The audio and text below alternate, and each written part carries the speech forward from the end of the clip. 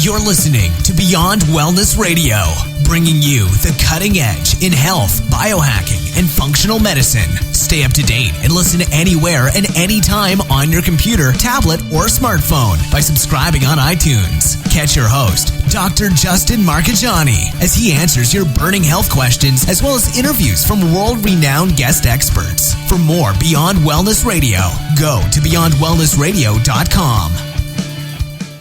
Hey there, it's Dr. Justin Marchegiani, and welcome to another awesome episode of Beyond Wellness Radio.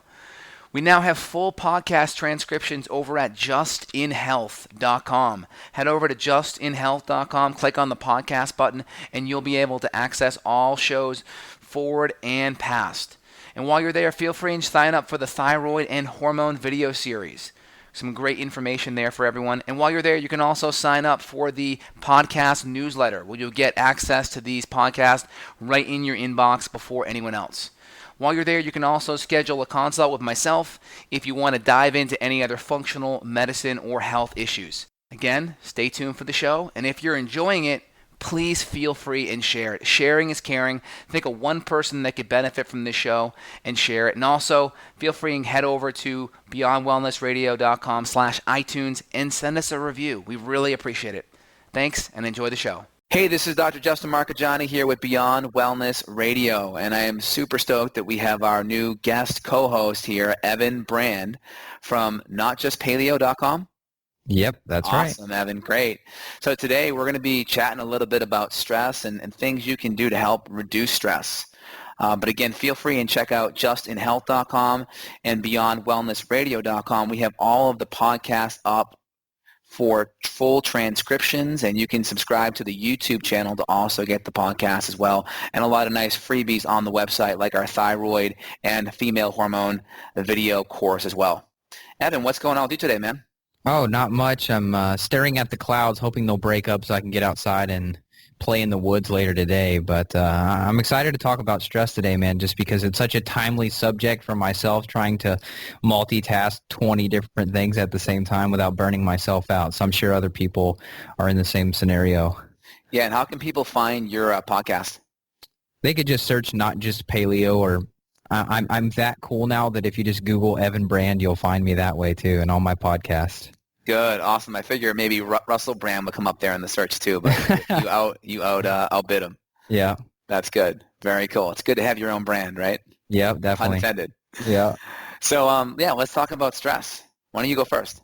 Sure. So I guess it's helpful to talk about my first realization of stress. You know, I'm a pretty relaxed guy overall, and I didn't really get my first taste of stress until I moved down to Austin a couple years ago and had a big cool desk job career and all of that, and moved down there with my now wife, and we got our own place and paying all the big bills, you know, growing up, becoming a man, and moving thousands of miles away to chase my dream. And I started to have all these weird symptoms like insomnia. I was just laying in bed staring at the ceiling. I couldn't figure out what was going on because I was exercising, I was eating paleo. I mean, it's like, come on, I'm doing everything right. What's going on? And so it slowly became harder for me to adjust to stress. I was becoming easily startled. I mean, if I heard a loud boom, I would kind of jump when I used to not jump. So I figured that some nervous system taxation was happening, and I needed to figure out how to recover it. So I basically just began researching adaptogens at that point and relied heavily on them as a stepping stone, or maybe a crutch, if you will, for the time being. And then long story short, I ended up writing the Stress Solutions book, which I still don't think I've given you a paperback copy of, but I basically tried to boil everything that I was going through down into an actionable plan so that other people could apply it. That's great. I mean, stress is one of those, you know, things that people just kind of think about emotional stress as being stress, right, as stressful. They don't think about hey, I'm sitting all day, or I have low blood sugar, or I have reactive hypoglycemia, or maybe I have low stomach acid. We don't think of those things as being stressful. And I think with functional medicine, we really want to highlight the underlying chemical stressors that people forget about, because those are like the hidden energy zap of your adrenals, of your body's reserve. And the lower your adrenals are, typically the lower ability that you have to adapt to stress, because it's really all about adaptation. And that's one of the cool things that, me and you are both really passionate about, is adaptogenic herbs, because they really help your body deal with stress. We just got to make sure the diet component is down, because that's such a big factor, as you talked about, to just being the foundation of helping to deal with stress. Having those good meals, having that good sleep, that really sets the foundation throughout the day so you can deal with more stress. Yeah, well, I think the part you've kind of alluded to where people mess themselves up with stress is that they get so busy, right? They're trying to be so productive that they forget to eat. I mean, you and I are probably guilty of this ourselves sometimes. Mm-hmm. We're sitting on the computer and you look and holy crap, it's 2 p.m. and I haven't eaten lunch yet. And the blood sugar issues, I mean, you've even hounded me before. Evan, you got to get that blood sugar in check, man. And it's a huge deal for general stress. It's a stress to the adrenals. You're having to produce cortisol to raise up your blood sugar levels. And people may be familiar with cortisol and how it's not always evil. It has a place in your body. Otherwise, you wouldn't be able to get up and do your work in the morning when hopefully you get bright light exposure outdoors. But the cortisol picture when it comes to food was a huge deal for me, and I had to become more regimented in eating my meals. So if you're trying to get a takeaway from this, it would be to eat regular meals. Try not to skip meals. Intermittent fasting and things like that have a great place, but if you're the type of person that's listening and you feel like you're recovering slowly from cuts and wounds and your sleep is messed up and you're relying on the cups of coffee to keep you fueled up, then you may want to look at that diet picture and make sure you're getting enough food, but that you're getting it in somewhat regular frequency, wouldn't you say? Yeah, I think so too. And having a paleo template, I don't like the word diet. I like the word template because it allows the individuality of what your macronutrients may be best for you. Again, my default is always to a lower carb paleo template, because lower carb tends to emphasize more on the vegetables and less on the starch and sugar or fruit, so to speak. Again, there's a place for starch, there's a place for fruit, but anyone that has weight gain is a complaint in their top 5, emphasizing the lower carb as a starting point for their low carb paleo template, I think is a really good place to start with. Mm-hmm. And I think one pet peeve too, sorry to cut you off there, is there are a lot of people in the paleo community, and this really drives me nuts, where they make the exception the rule, where they may be able to eat something, or they may be able to fast all day, or they may be able to do that, and then they go on and blog and talk about them being the exception and this is the rule, and recommend it for everyone. And I'm in a unique position because I'm in the trenches dealing with 40 plus functional medicine patients a week from all over the world, and I get to see the common trends in why and what these people who are sick are doing. And there's a common trend of blood sugar stability being a major issue. There's a common trend of skipping meals and not eating breakfast. And there's a lot of, when these issues are addressed from a diet and lifestyle perspective, people see an improvement. So not everyone may be able to fast and do intermittent fasting. Not everyone can skip breakfast. People really have to be more diligent with their meals, the more broken or stressed their physiology is. Yeah, man, a woman I was actually working with yesterday, she said, Evan, I've read all the Mark's Daily Apple success stories, and I've done everything they've done, but yet I'm not losing weight. And it's so simple to see that, and you see what works for someone, so everybody does all of this self-diagnosing and self-treating, and I think that's a really good part about the internet, is that people are allowed to empower themselves. But yeah, I think that's where the role of you and I really come in, because people have tried to fix themselves and it just doesn't work because they're basing themselves off of someone else's unique bio-individuality, and you're destined to fail that way.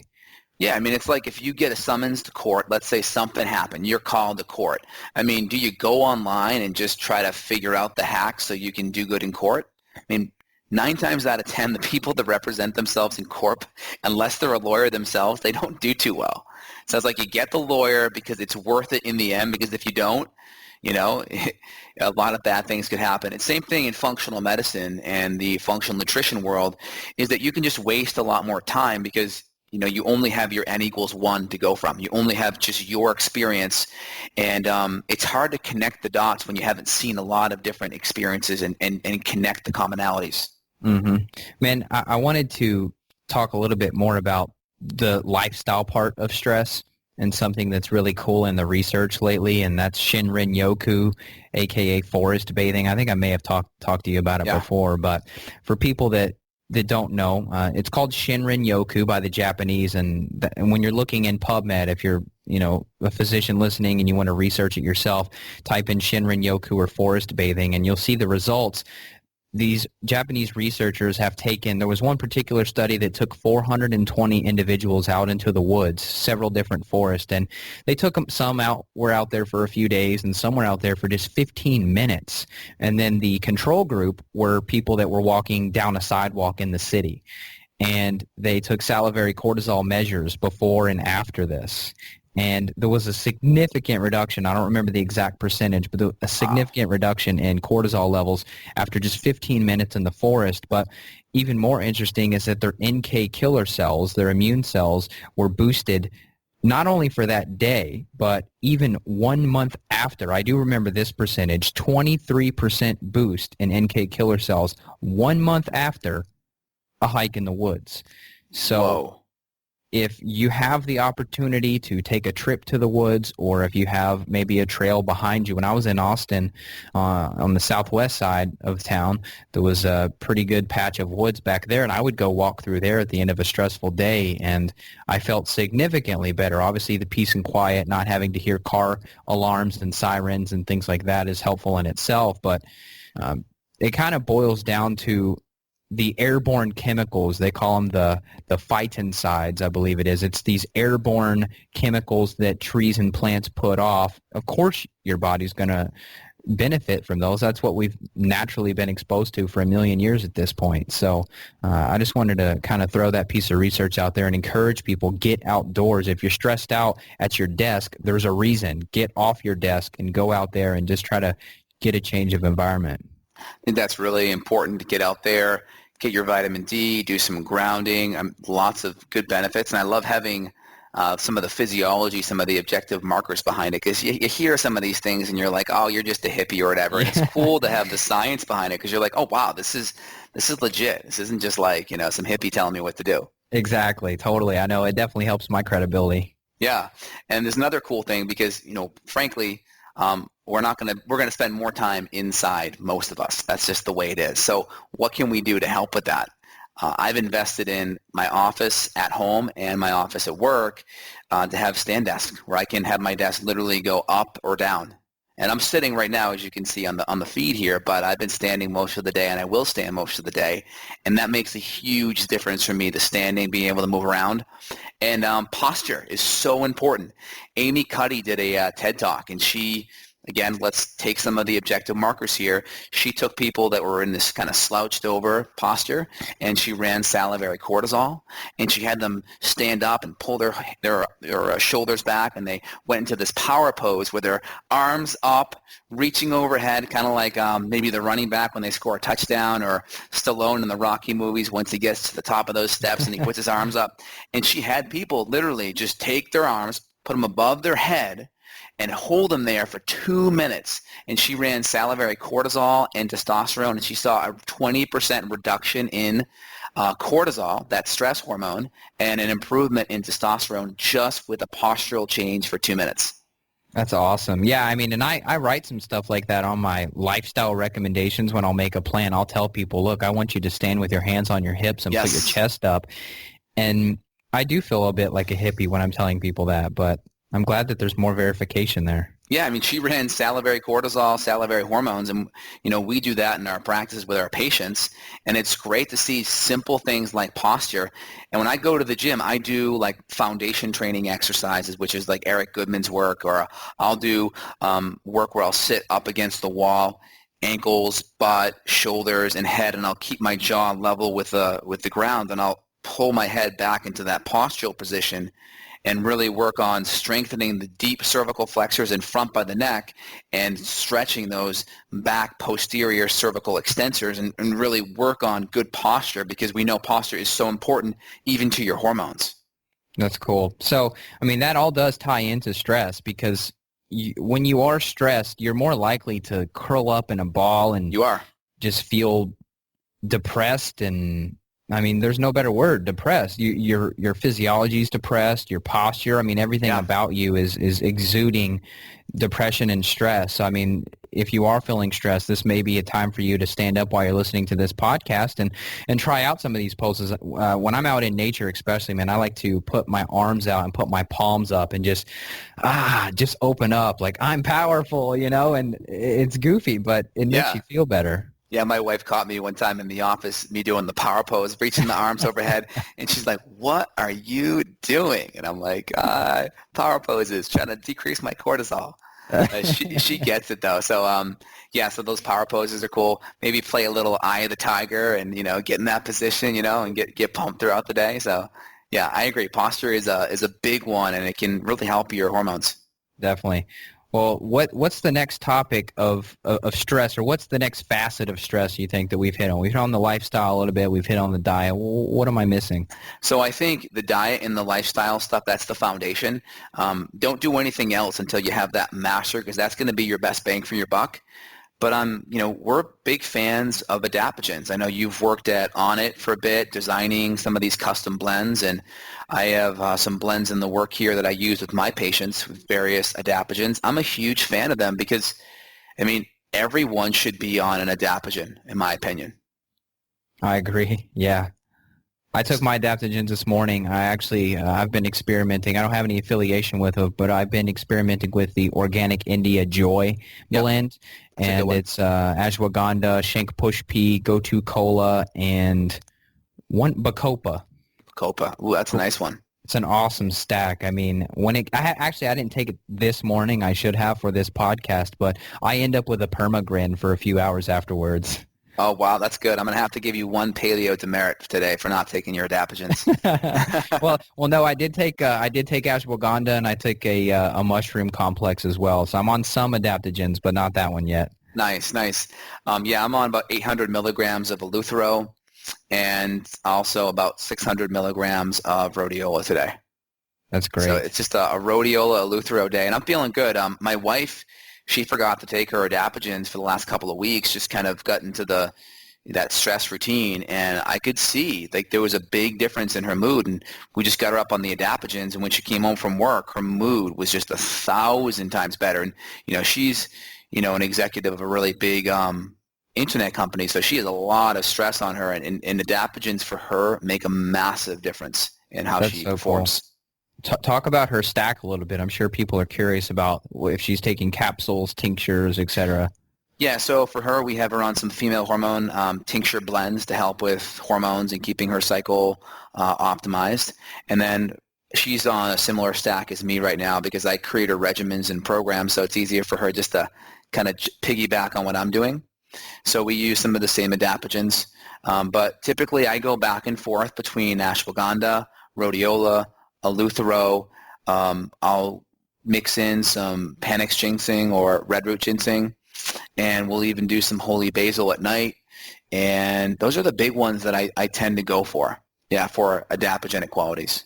So Eleuthero, that's the same thing that's the Siberian version of ginseng, right? Yeah, so ginsengs typically are made up of where they're grown, right? The phytosignature in the soil makes up a huge difference. So, for instance, with Eleuthero, that's kind of more the Siberian Russian area, okay? And then you have like the maca, which is more of your Peruvian ginseng. You have your ashwagandha, which is more of your Indian ginseng. Your Panax ginseng is more of the American ginseng, American soil. You have the red root ginseng, which is more your Korean ginseng.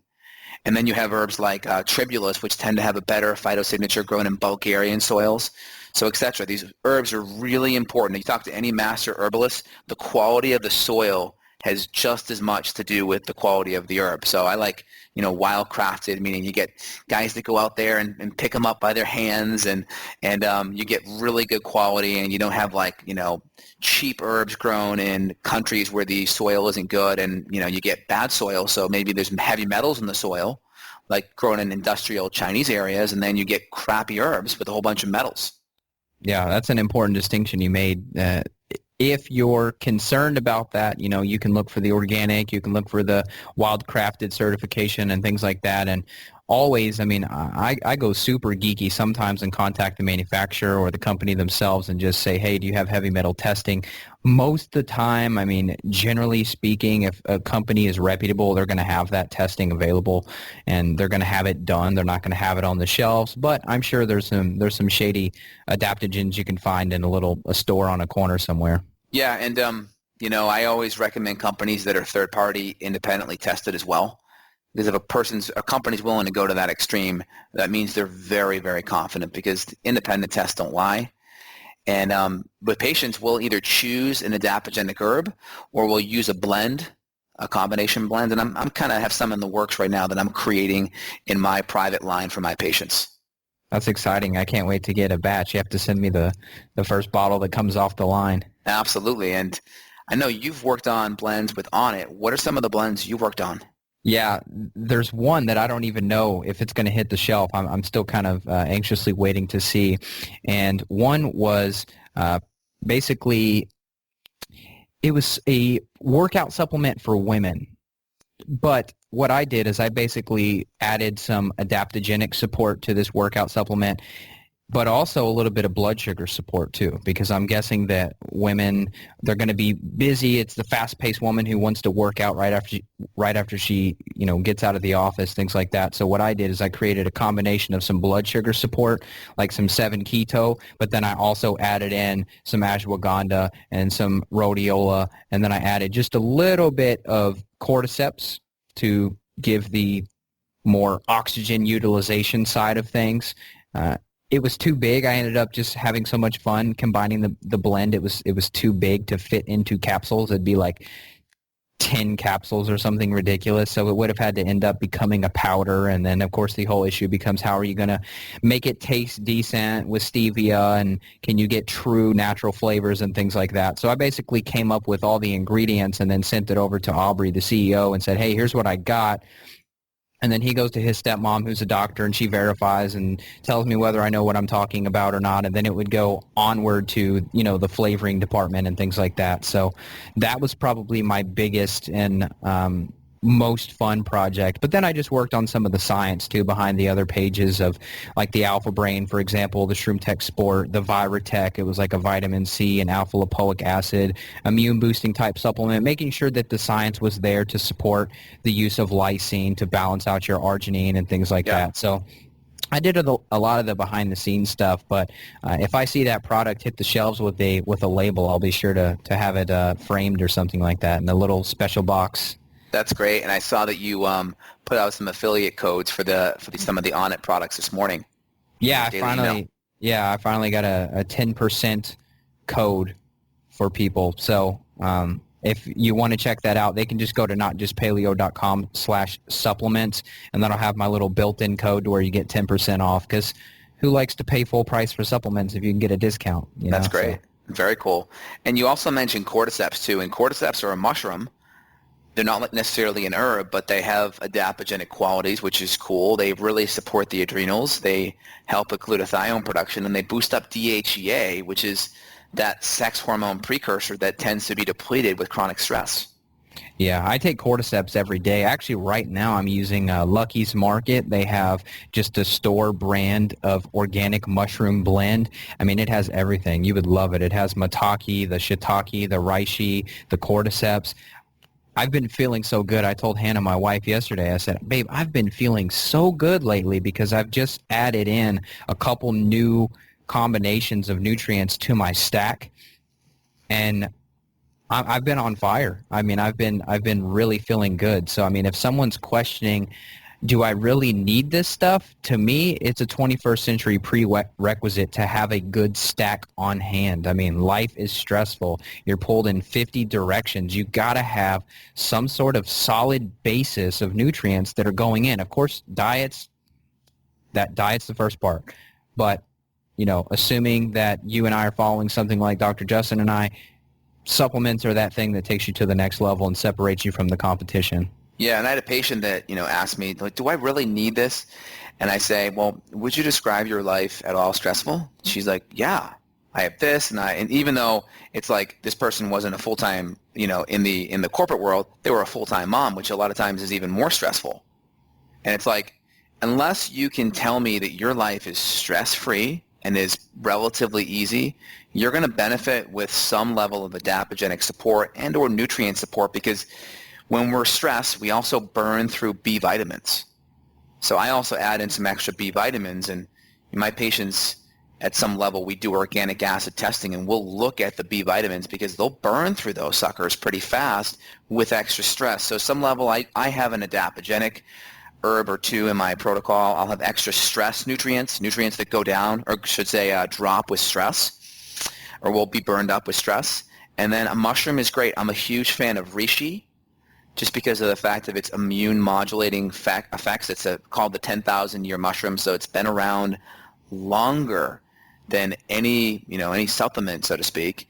And it's amazing. You hear some of the people in the pharmaceutical industry saying, oh, well, some of these supplements or herbs that are untested, they've been around so long, some of them. It's not even funny. The question is, do we have good quality? And again, 95% are crap. So we just have to know the right places to get it from. Totally. Yeah, I love that you mentioned that. I mean, some of these drugs will come out and they'll be out on the market for 2 years, and one rat study for 6 months or something just proves that it's safe. And then you have ancient Chinese wisdom or something that's been written in books on hemp and papyrus. Yeah. And that's the real stuff that we're really starting to respect, and the science keeps continuing to back up the evidence and the great value in these things. So keep an open mind, really. Yeah, especially with stress. I mean, you get some of these scientific journals in these Oriental countries. I mean, you have like reishi being used as a first-line therapy in cancer.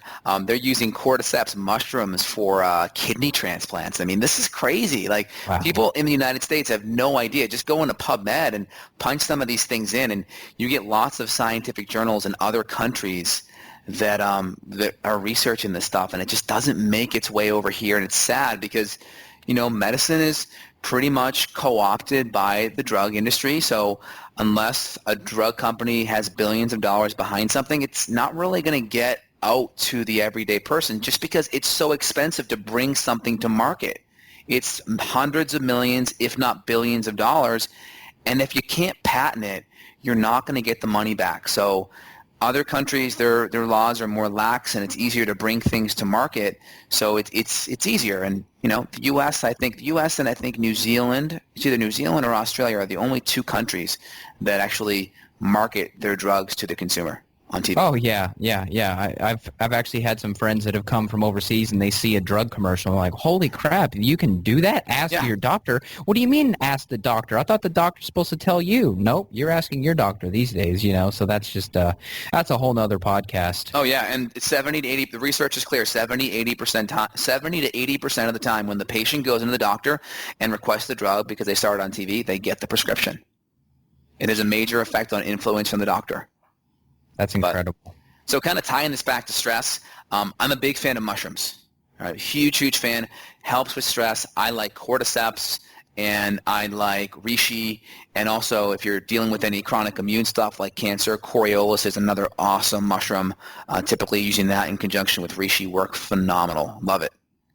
Sweet. Well, and I take these mushrooms individually too. Like, I don't use a lot of blends because I want to get 3 grams of reishis. I want to get 4 grams of reishis. And you look at these blends, I mean, you're lucky to get maybe 100 or 300 milligrams. That's a good point. I probably am fairy dusting myself with some of these. Yeah, I think it's good to just have just a straight cordyceps, a straight reishi, and just kind of mix it that way. That can be a good way to do it. Just mix the whole herb straight in. Mm-hmm. I think we only got a couple minutes left, but man, we could probably spend 3 hours on this topic. I didn't realize how enjoyable both you and I would dig into this today. Yeah, I'm really happy we have this extra, once or twice a month we're going to be having these conversations and really diving in deep. And it's great because I get to bring my clinical experience working with thousands of patients, and you get to bring your clinical experience working with lots of patients as well. And we get to kind of share it with the listeners, which is awesome. It's a blast. Yeah. Well, anything else you want to add today, Evan? Not really. If people are interested in, they can check out my podcast as well. Dr. Justin, he's been on there, and I'm still getting emails like, wow, that Dr. Justin guy kicks ass. So check out that episode if you need a good place to start, but there's plenty more where that came from. And, 99% of the stuff that Dr. Justin and I both put out is free. So there is hope. Stay confident and stay positive. Take baby steps in the right direction every day, and I guarantee you'll get massive results. Yeah, and if you listen to these podcasts or read some of our blogs and posts and you feel like, well, I don't know where to start, this is kind of the best step, is to reach out to either me or Evan, and we can kind of help guide you in the first couple of steps to take, because, you're always going to do better with, with a trail guide that's already hiked the mountain a few times that can help navigate all the pitfalls. Definitely. Well, Evan, hey, it was great talking today, man. Yeah, likewise. Have a good one. You too. Got a question for Dr. J? Go to beyondwellnessradio.com/question. Then tune in to hear the answer. Also, if you like the show, review us on iTunes. For more Beyond Wellness Radio, go to beyondwellnessradio.com.